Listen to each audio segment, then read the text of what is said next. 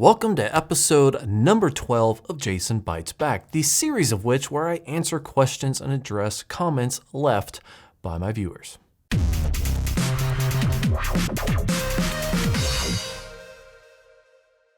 Plex is awesome and everything, but if you really want to squeeze the most features out of your Plex media server, you can get a Plex Pass. Now, while there are many benefits to having a Plex Pass versus a free user account, my favorite one is getting early access to new features that Plex has not yet released to the general public. So if you're like me and you want to try out those new features, check out the description down below. Down there you can either purchase a Plex Pass for yourself or a friend, and hey, if you don't have a free account, use my link as well. It helps me out. So check out the description down below to get your Plex Pass today.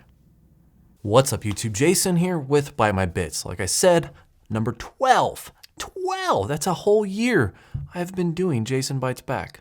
That's cool.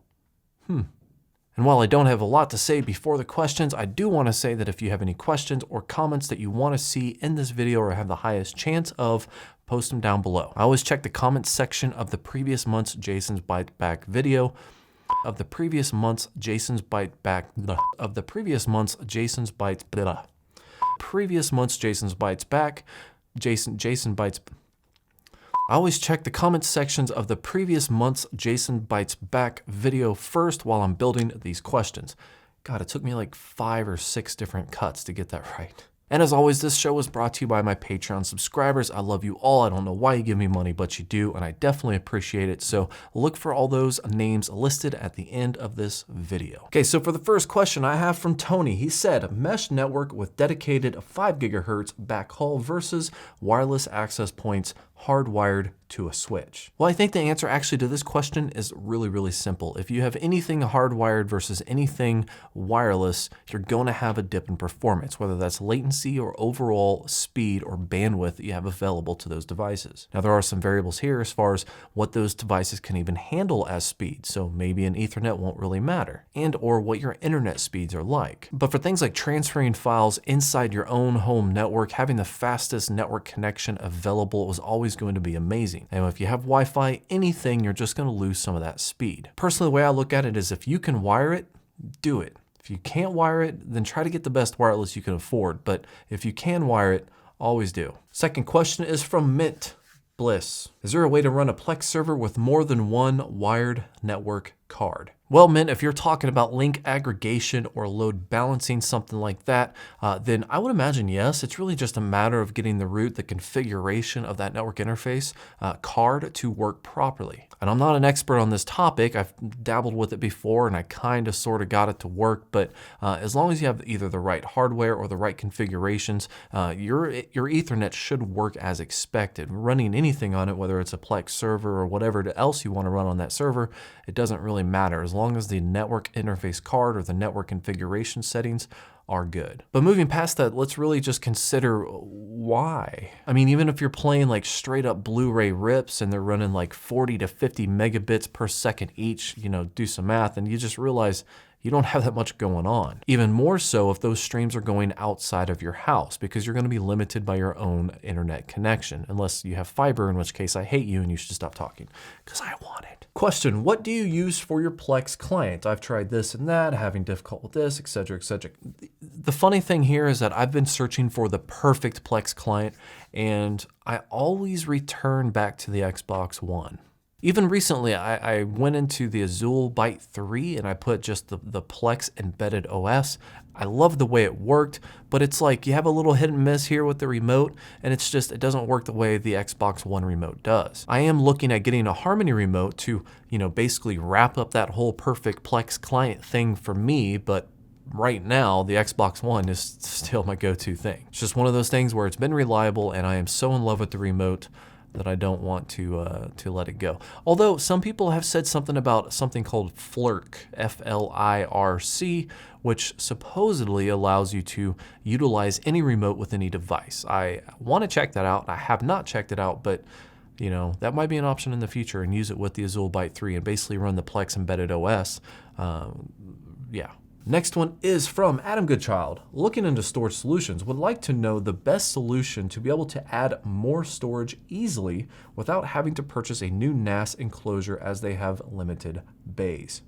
I mean, honestly, that kind of depends on your setup, what your budget is, what you're looking at. I mean, I can get on Newegg and you can go and search like computer cases and you can look for things that have like 12 or 14 different ways to add on hard drives to it, whether they're external or internal mounting points for those types of hard drives. Or you can go to like an enterprise class level, like recycled enterprise hardware off of eBay is another great solution. You know, one is going to be more of a case that you can set on the floor or a table, and the other would be more of a rack mountable server. So it really depends on you and your situation, your solution, how much you want to spend. But definitely, I think if you're just starting off and you don't want to start like a whole on rack server, just look for a cheap case or a decent case that has a whole bunch of mounting points for hard drives. Next person is from Nate Harris, the most notorious person on my channel who is great at saying first on everything, even if he's like 4 days late to the video. Hey, props for consistency. Please confirm the need of transcoding depends on the player, not the server, i.e. a bunch of text.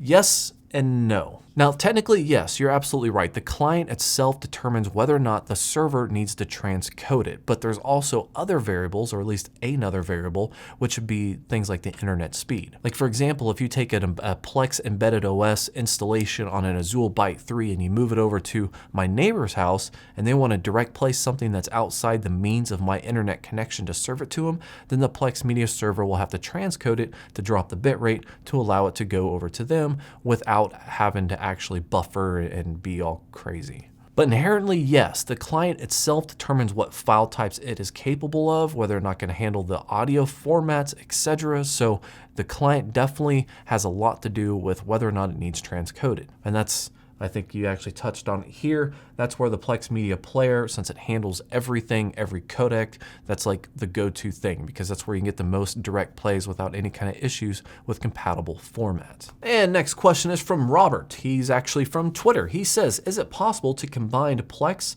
OS with Netflix and Hulu? If not, why? I vaguely remember something a long time ago about a Plex plugin, and you might maybe still be able to get it. But okay, I think a long time ago, Plex had like maybe an unsupported plugin available for Netflix that you could add on to Plex. Nowadays, I did a little bit of research and I wasn't able to find an up-to-date Netflix add-on for Plex. However, fret not, if you wanted to go down this line, you could always consider Kodi.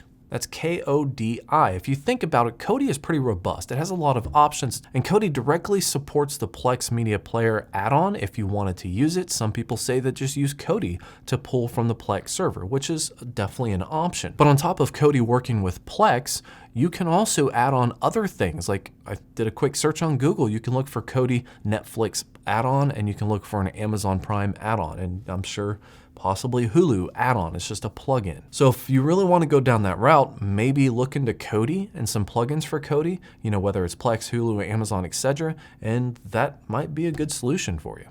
Next one up from Red-Haired Yoda. Been watching your channel for a while, still can't get the answer. I want a quiet standalone server for running Plex server for one user through phone or Roku TVs. I have it running on gaming computer now and don't want to keep the thing running all the time. Any suggestions? Thanks for the content. You're welcome. You know, something like this, that's super simple from what you sound like, just one person watching, you're running it off your gaming computer. I would imagine you don't have a cluster F of hard drives in your gaming computer. Maybe you do, I don't know. But either way, I'm going to assume here, based off what you said, that you don't have a lot of storage needs. But you can easily find a bunch of like 4-bay NAS, network attached storage solutions that will allow you to pretty much just run up to, like for example, the Western Digital PR4100 that I made a video about a long time ago can handle up to 4 streams at once. It's low power, it's quiet, and it just kind of sits there and does its thing. Plus, you get the benefit of your stuff being backed up, or not backed up, but you get the benefit of having a parity for the data that you have in there. So if I were you, to having something so simple and really don't have a big need for a big server, maybe look into a NAS device. Next question is from Scott. Love the channel. I'm a huge fan of Plex and Plex Pass member for a couple of years now. Awesome. I'm looking to build my own Zeus. Mine's called Titan. Zeus is better. Just saying. And I'm curious if you can use the over-the-air HD antenna with an unraid Plex server. Keep up the great work. Actually, that's what I do. However, in order for me to do it and for you to do it, you're going to need a tuner. I personally use a HD Home Run, I think. Yeah, HD Home Run. Basically, it's just a tuner. It handles, I think, a couple different channels at the same time. And when you plug that in, basically Plex just recognizes it automatically. It plugs into an Ethernet source, so it just picks it up on the network, and you can set up Plex DVR if you wanted to, or Plex Live TV, or whatever you want to do. Next question is from Troy.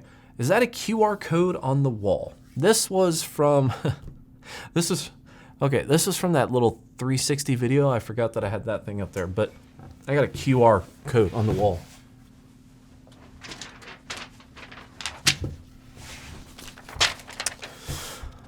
I use it for motivation sometimes. I don't use it that much anymore, but yes, it is a QR code on the wall. Next question, Raul, I think that's his name. Off topic, have you had a chance to try Plex VR? I love Plex so much in my life, I'm almost tempted to get a Daydream capable phone. You know, I have an iPhone 10, which I would assume would probably support it. I just don't have like anything else to go with it. And honestly, I've thought about it, but the thing is that I had not the Oculus Rift. I forgot the freaking name of it. It's the other one, the bigger one, the more expensive one. Anyways, I had a full-blown virtual reality headset. I tinkered with it. I played with it. I got bored. And I'm sitting here thinking, if I want to watch Plex in virtual reality, you got to put on the headset and you're just sitting there and you're just doing this, and all your content is 2D anyways. You just, got a bigger screen that's closer to your face, so it looks like a bigger screen. I don't know. I think it's a cool idea. But I think it's more of just niche. I mean, in reality, I have an 80-inch TV in my entertainment room. So yeah, I don't really want to plug in a VR. Maybe in the future, I might get in and test it just to see what it's like, maybe record my experience, might even make a video about it. But for now, I don't really have any need for it. Next question is non-existent. That's all the questions I had. Okay, so guys, thank you for watching. I do appreciate every single one of you, and I definitely appreciate all of my Patreon subscribers. Again, check for those names at the end of this video. So if you have any questions, comments, concerns, if you have any questions, comments, concerns, post them down below. I'll check this video first next month in order to make the 13th video. As always, like and subscribe below, and have yourself a good day, or night, or mid-afternoon brunch.